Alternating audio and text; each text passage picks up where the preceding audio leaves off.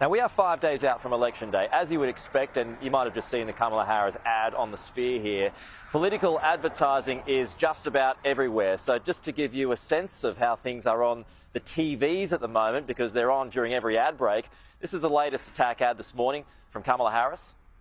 Next January, one of us will be president. If it's Donald Trump, he will wake up every day and stew over his enemies list. That will help no one. If I am president, I'll be focused on my to-do list for you, the American people. I'll cut costs by cracking down on corporate price gouging, make housing more affordable, lower taxes for middle-class families, and protect Social Security. I will focus on getting things done. I'm Kamala Harris, and I approve this message. Let's get to work.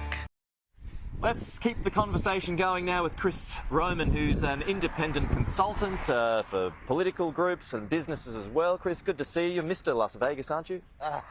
Good morning. You know everything about town? Welcome to Las Vegas. Oh, it's good Thank to you be for here. coming. It's been a while since I've been here, but it is good to be here and see this. That's just an incredible sight. It is. And that Kamala Harris ad, $1 million a week she's spending. That's about right. That's Australian, so a little bit less US. That's what I understand. It's a good investment for image. Yeah. You know, I don't know how many locals will actually respond to it, but you know, it's good. Well, they have all the money in the world. Well, they got $1 billion in their pocket, so that's not too bad. Okay, so let's get to the local issues then. And we were down at the Trump rally a little earlier today. He's going to be speaking later on. People queue 6 hours in advance. It's quite extraordinary. But the issues that seem to be front and centre, housing and cost of living. Is that about right? Is that your experience? That and the economy and the cost of living. It is just punishing to the bulk of residents in Nevada. People find it difficult to make ends meet when rent and fuel and insurance and healthcare costs and everything that what one has to consume is sky high.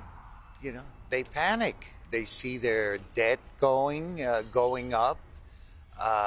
They're finding the opportunities are not present as they were some time ago, and you know, people are scared. People are angry. Many of them have lost hope. Yeah. So, and I brought this polling up a little earlier in our program, which shows that in the state of Nevada, it's been carried by the Democrats in 4 straight elections, even though it's close every time.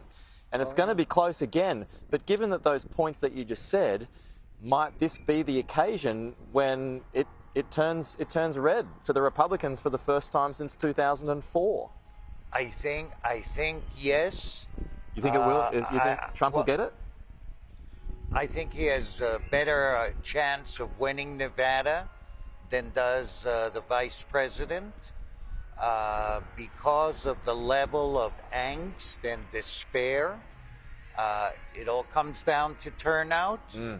The Republicans are very encouraged because, yes, they've been swamped the last 4 election cycles. You know, Democrats have had a very, very powerful machine, the machine model for the country, and that's thanks to dearly departed Senator Reid, who formed it. And that machine addresses every single constituency, from Filipino veterans to LGBTQ, whatever, you know, just every constituency. Yeah.